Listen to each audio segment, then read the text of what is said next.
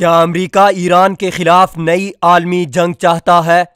ایران کے ساتھ مسلسل بڑھتی کشیدگی کے بعد امریکی کانگریس میں ایک نئے قانون کی منظوری پر کام جاری ہے، جس کے بعد ایران کے خلاف طاقت کے استعمال کی راہ ہموار ہو جائے گی۔ امریکی انٹیلیجنس اداروں کی طرف سے سال 2019 میں عالمی سلامتی کے لیے خطرہ بننے والی قوتوں کے حوالے سے تیار کردہ رپورٹ میں ایران میں القاعدہ کی سرگرمیوں کا بھی احاطہ کیا گیا ہے۔ رپورٹ میں کہا گیا ہے کہ سن 2009 سے ایران القاعدہ کے جنگجوؤں کے درمیان باہمی رابطے کا مؤثر ذریعہ ہے۔ امریکی خفیہ ایجنسی ایران کی شام، عراق، لبنان، افغانستان اور یمن میں مداخلت کے بعد تمام دستاویزی ثبوت بھی تیار کر رہی ہے تاکہ دنیا کے سامنے ایرانی دہشت گردی کو واضح کیا جا سکے۔ واضح رہے کہ 9/11 کے حملے کے بعد امریکی کانگریس نے ایک بل منظور کیا تھا جس میں صدر کو طالبان اور القاعدہ کے سربراہ کے خلاف براہ راست فوجی کارروائی کا اختیار دیا تھا۔ تاہم موجودہ حالات میں سیاسی اور تصویراتی اسباب کی بنا پر صدر ڈونلڈ ٹرمپ کو